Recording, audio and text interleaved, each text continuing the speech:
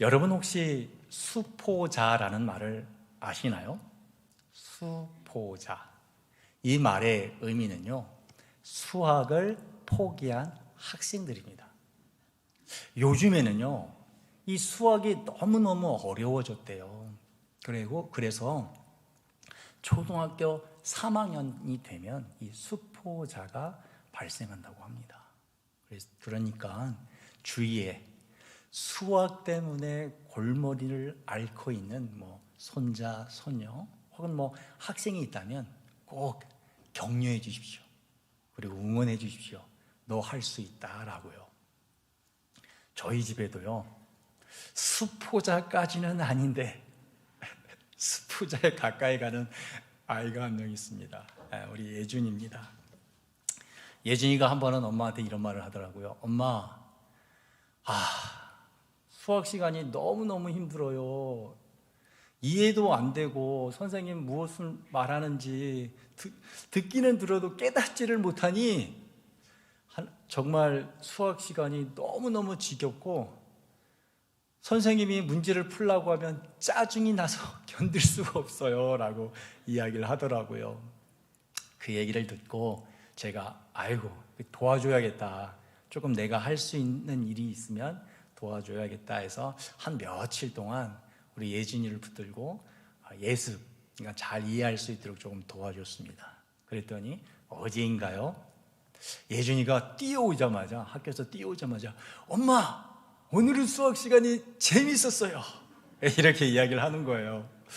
그 얘기를 듣고 그렇구나, 내가 시간을 쪼개서라도 좀 이 아이를 도와야겠다라는 마음을 먹었고요. 또 한 가지의 생각은 뭐냐면 하나님께서 이 나와 같은 생각을 하지 않으실까라는 생각을 해봤습니다. 그것은 무슨 말이냐면요, 하나님께서도 그의 자녀들이 신앙생활 하면서 하나님 기뻐요, 하나님 감사해요, 이런 감사와 기쁨의 고백을 듣기를 원하시지 않을까라는 생각을 했습니다. 왜냐하면 여러분들 다 아시는 것처럼 데살로니가전서 5장 16절에서부터 이런 말씀이 있잖아요. 항상 기뻐하라, 쉬지 말고 기도하라, 범사에 감사하라, 이는 그리스도 예수 안에서 너희를 향하신 하나님의 뜻이니라. 그렇습니다. 하나님 그걸 원하십니다. 우리가 기뻐하고 감사하는 그런 행동을 원하는데, 여러분들은 어떻습니까? 여러분들은 지금 감사하고 있습니까? 기뻐하고 있습니까? 제가 어떤 분에게 이런 이야기를 들었습니다. 목사님, 저도요 처음에는 그랬어요.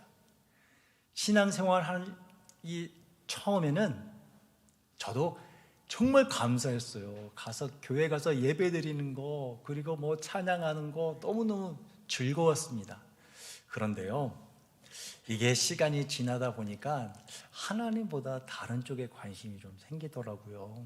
그러면서 점점 교회 가는 것이 그냥 습관처럼 다니는 것 같아요 라는 말을 들은 적이 있습니다. 여러분들은 어떻습니까? 우리는 정말 다시금 신앙생활에서 감사와 기쁨을 회복해야 합니다.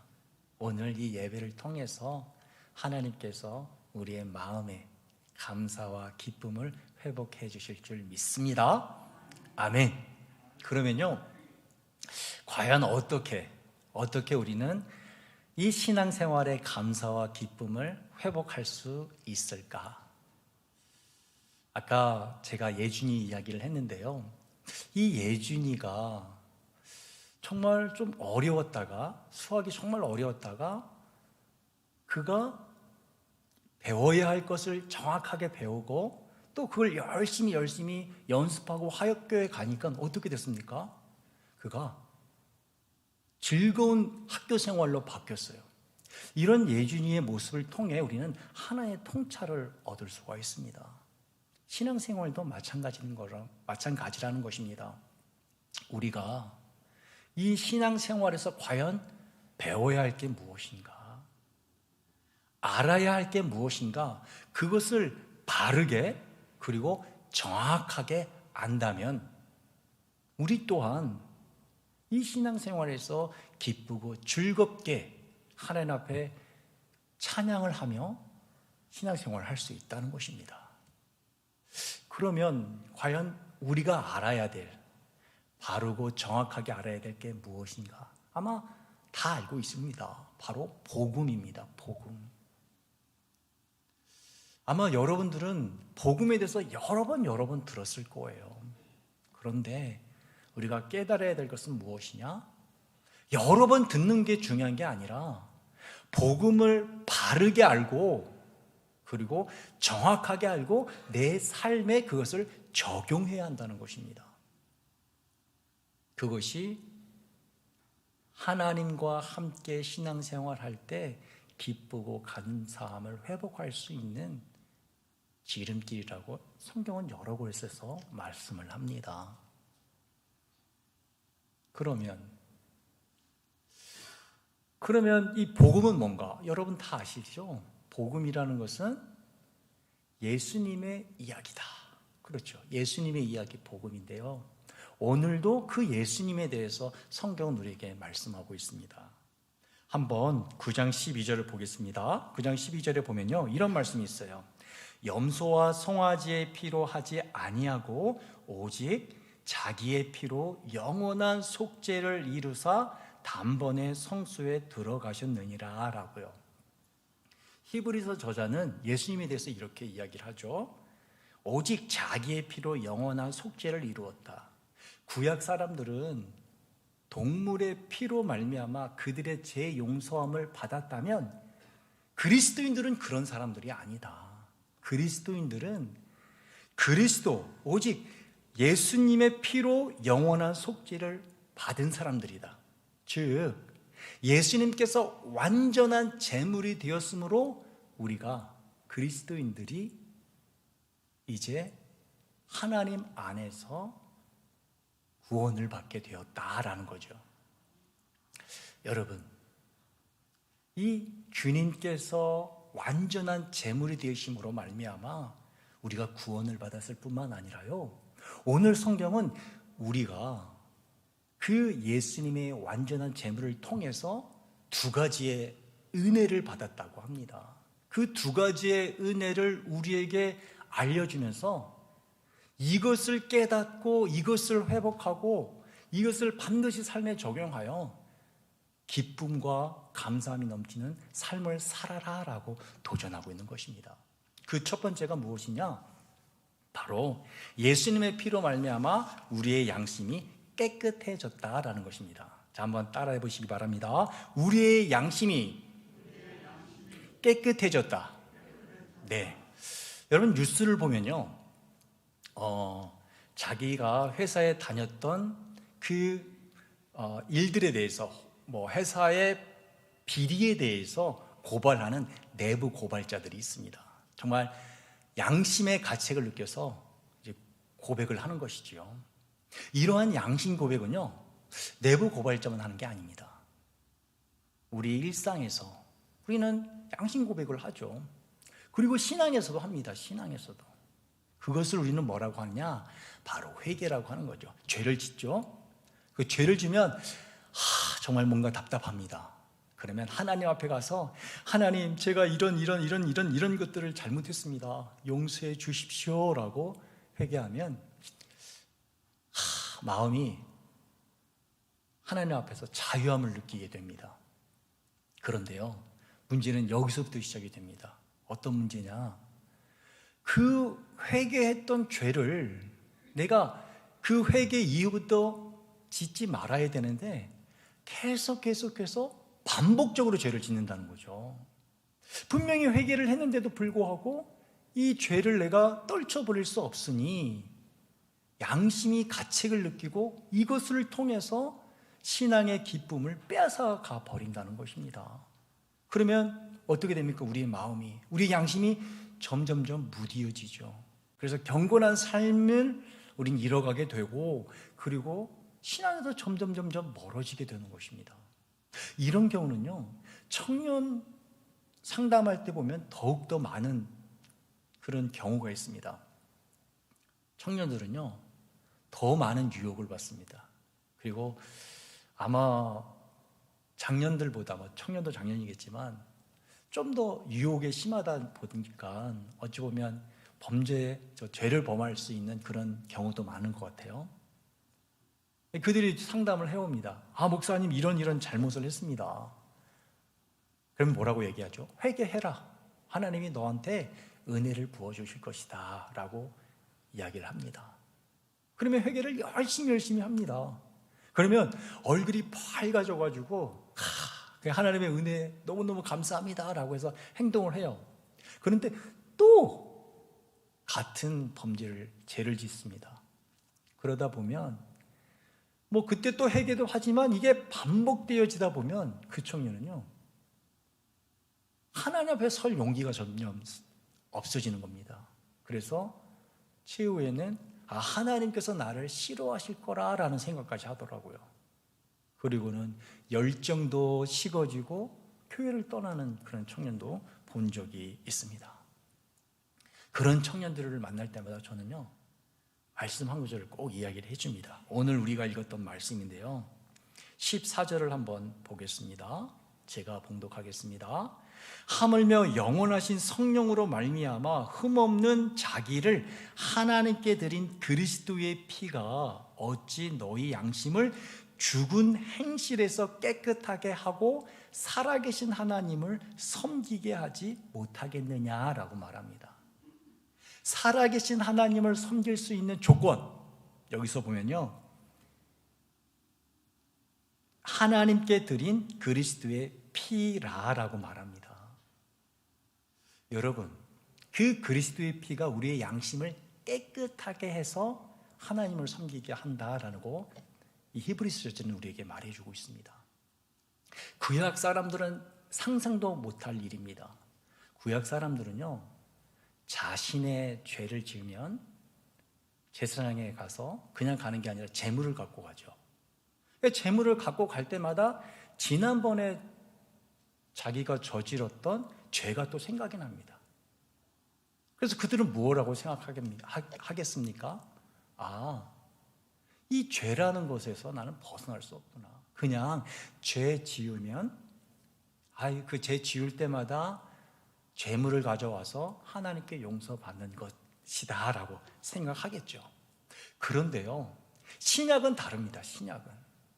신약은 우리가 죄 지을 때마다 예수님한테 가가지고 예수님 용서해 주세요, 그래서 용서받는 것이 아니라 오늘 이 말씀에 따르면, 14절의 말씀에 따르면 우리 모두는 이미 용서함을 받았다라고 선포하고 있습니다. 누구 때문에요? 그리스도의 피 때문에라고요. 그런데 이 문제는 무엇이냐면, 분명히 예수님께서 여기에서 말씀하셨음에도 불구하고 우리는 이 성경의 말씀을 누리지 못한다는 겁니다. 진리의 말씀은 분명히 너희들이 양심이 깨끗해졌다라고 분명히 이야기했음에도 불구하고 양심의 가책을 느낄 때마다 그냥 마음이 답답합니다. 이걸 어떻게 하면 좋냐라고 생각하기도 하죠. 그런데요, 이것을 어떻게 하면 우리가 잘 해결해야 될지 우리에게 좋은 예가 되는 사람이 있습니다. 바로 유다와 베드로입니다. 여러분들 알다시피 유다와 베드로는 예수님 앞에 큰 죄를 졌던 사람들이죠. 죄도 큰 죄가 있고 작은 죄가 있는지는 모르겠습니다만 하여튼 죄를 졌습니다. 유다는 예수님을 배반했고 베드로는 예수님을 3번씩이나 부인했습니다. 그리고 저주까지 했죠. 유다가 어떻게 죽였습니다? 목매어서 자살했다는 것을 알고 있습니다, 우리는. 그런데 27장 2절과 3절에 보면요, 유다가 어떻게 했다고 나와 있냐면 스스로 뉘우쳤다라고 나와 있습니다. 자기가 한 잘못에 대해서 스스로 뉘우쳤다. 양심의 가책을 느껴서 그는 목매달아 죽었다라고 나와 있습니다. 그렇습니다. 그는 양심의 가책을 느끼니 도저히 예수님한테는 갈 수가 없고 그냥 목매달아 죽었습니다. 이 양심이라는 산을 넘질 못한 거죠. 근데 한번 베드로 볼까요? 베드로도요, 마태복음 26장 75절에 보면 이렇게 적혀 있습니다. 한번 제가 봉독하겠습니다. 이에 베드로가 예수의 말씀에 닭 울기 전에 내가 3번 나를 부인하리라 하심이 생각나서 밖에 나가서 심히 통곡하니라 라고 되어 있습니다. 베드로도 너무너무 양심의 가책을 느꼈습니다. 아휴, 나라 놈이 하는 짓이라는 게 참 예수님을 3번씩이나 부인하다니 라고요. 그런데요, 그의 삶은 유다와 좀 달랐습니다. 예수님의 부활을 본, 그러니까 예수님의 부활한 몸을 본 여자들이 사도들에게 와서 우리가 예수님을 만났다라고 고백하고 그들에게 말을 합니다. 근데 누가복음 24장 11절과 12절에 보면요, 이런 말씀이 기록되어 있습니다. 거기에 보면 어떤 말씀이 있냐면, 그러나 사도들에게는 이 말이, 여자들의 말입니다, 어처구니 없는 말로 들렸으므로 그들은 여자들의 말을 믿지 않았다라고요. 그런데 누가복음 12절 보면, 그러나 베드로는 일어나서 무덤으로 달려가 몸을 굽혀서 들여다보았다라고 되어 있습니다. 그래서 무덤으로 달려갔다라고 나와 있습니다. 다른 사도들은 다 어처구니 없는 것으로 여겼지만 베드로는 달려갔어요. 여러분들, 달려가는 베드로를 한번 상상해 보십시오. 그 마음에 무슨 생각이 들었을까요? 아유, 부활한 예수님, 내가 그분을 3번씩이나 부인하고 저주까지 했는데 내가 만나면 뭐라고 얘기를 해야 되나? 나 같은 놈이 만나도 되나? 아마 그런 양심의 가책을 분명히 느꼈을 것입니다. 그러나 베드로가 선택한 것은요, 그 양심의 가책 때문에 머무는 게 아니라 주님이 부활하실 말씀을 선택했다는 것입니다. 이게 중요합니다. 이것이 무엇이냐? 예수님으로 말미암아 양심이 깨끗해진 우리가 걸어가야 될 길이라는 거죠. 누구의 길? 바로 베드로의 길입니다. 우리는요, 베드로와 유다처럼 죄를 짓습니다. 양심이 깨끗해진 상태에서도 죄를 짓습니다. 그러나 성경이 말하는 것은 무엇이냐? 양심이 우리를 고발할 때 거기에 고분고분 따라가는 것이 양심이 깨끗해진 사람들의 살아가는 길이 아니라, 비록 양심이 나에게 말을 할지라도 나는 하나님의 말씀을 선택하여 그 말씀을 의지하여 걸어가는 것입니다. 그럴 때 무슨 일이 일어나는지 베드로를 보면 알 수가 있습니다. 베드로는 분명히 양심의 가책을 느꼈을 것입니다. 그러나 부활한 주님을 만나서 그는 어떻게 되었습니까? 변했습니다. 변했습니다. 그의 삶이 바뀌었습니다. 우리도 마찬가지입니다. 비록 양심의 가책을 느끼지만 그 자리에 머무는 것이 아니라 그것을 넘어 하나님께 나아간다면 14절에 나와 있는 것처럼 살아계신 하나님을 만나게 된다는 겁니다. 그 자리에서. 그리고 베드로가 변했던 것처럼 우리 또한 변한다는 것을 성경은 우리에게 말해주고 있습니다. 그러니 성석의 성도 여러분, 우리가 양심의 가책을 느꼈을 때 그냥 베드로, 유다처럼 거기에 머물러 있는 것이 아니라 베드로처럼 하나님의 말씀을 향해서 나아가기를 간절히 소망합니다. 나아갈 때 분명히 하나님께서 우리를 바꾸실 것입니다. 우리는 나아가는 것이 중요합니다. 나아가는 것, 그것을 하나님께서는 원하시고 그 길이 바로 양심이 깨끗한 자들, 그리스도 안에서 양심이 깨끗한 자들이 걸어가야 될 길인 것입니다. 두 번째, 하나님이 우리에게 주신 은혜가 무엇일까? 첫 번째는 우리의 양심이 깨끗해졌다는 거고요. 두 번째는 뭐냐? 바로 우리가 영원한 기업을 받았다는 것입니다. 우리 따라 해보겠습니다. 영원한 기업을 받았습니다. 15절 한번 제가 봉독하겠습니다. 이로 말미암아 그는 새 언약의 중보자시니 이는 첫 언약 때에 범한 죄에서 속량하라고 주구사 부르심을 입은 자로 하여금 영원한 기업의 약속을 얻게 하려 하심이라 라고 되어 있습니다. 15절은 분명히 말하고 있습니다. 그것은 무엇이냐?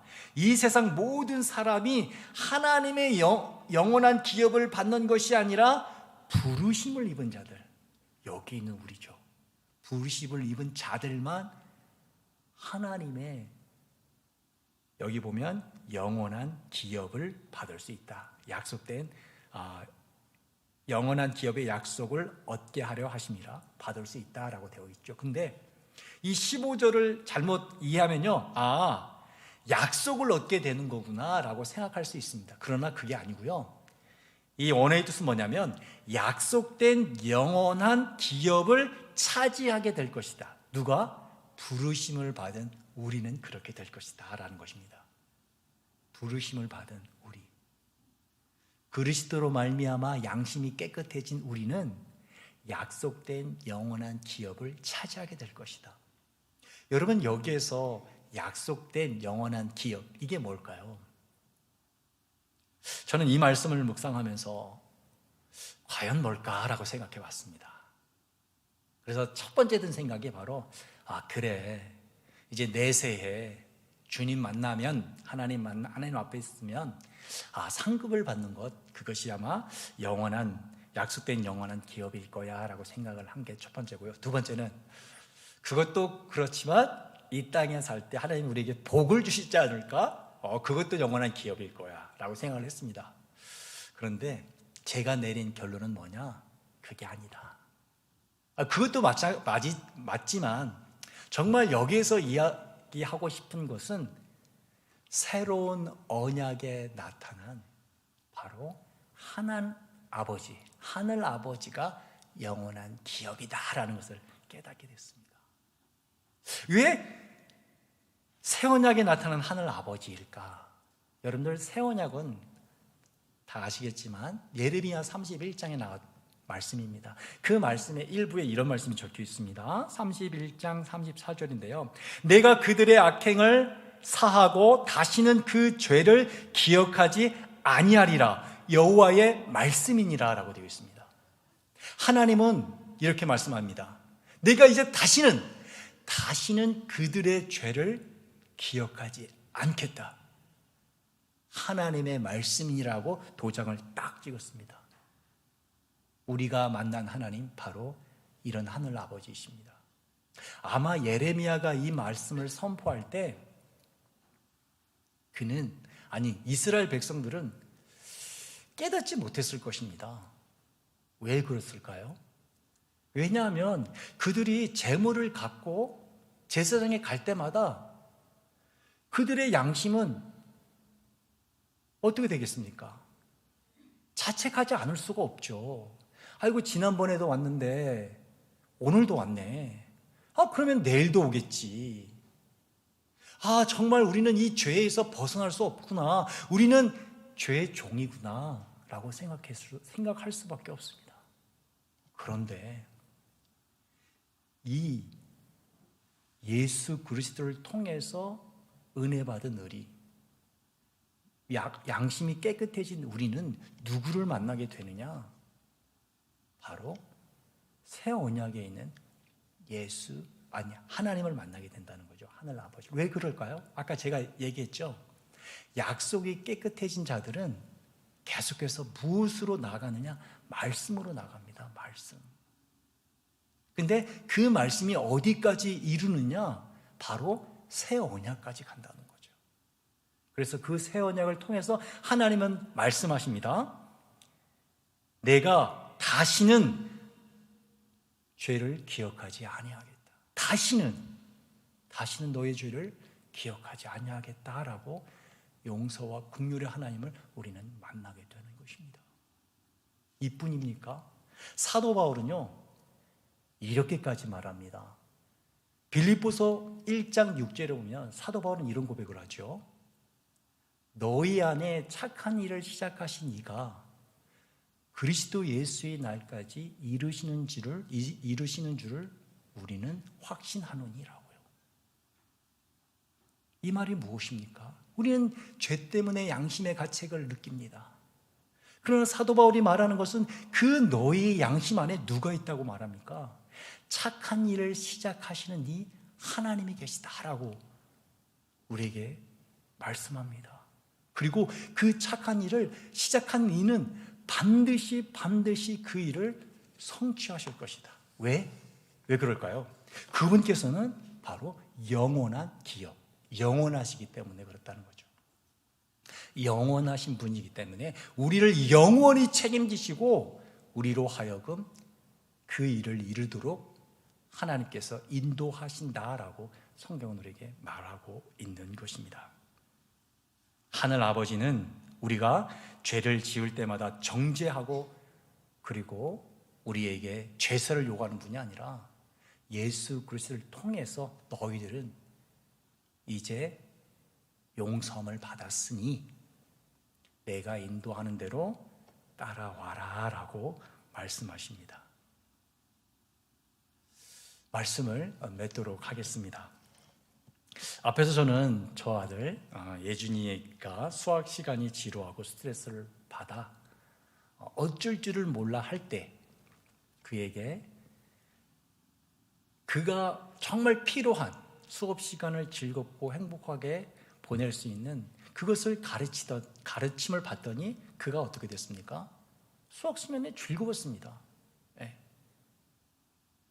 만약 우리도 이 신앙생활에서 정말 기쁨과 감사를 회복하려면 우리도 그리스도가 우리에게 주신 그 은혜를 꼭 기억을 해야 합니다. 그리고 삶에 적용해야죠. 그게 무엇입니까? 첫 번째가 바로 우리의 양심이 깨끗해졌다는 겁니다. 양심이 깨끗해졌다는 것은 유다처럼 감정이 흔들린 자들이 아니라 베드로처럼 말씀을 선택하는 자들입니다. 그리고 하나님 영원한 기업을 우리는 받았습니다. 흔들리지 않는 영원한 기업.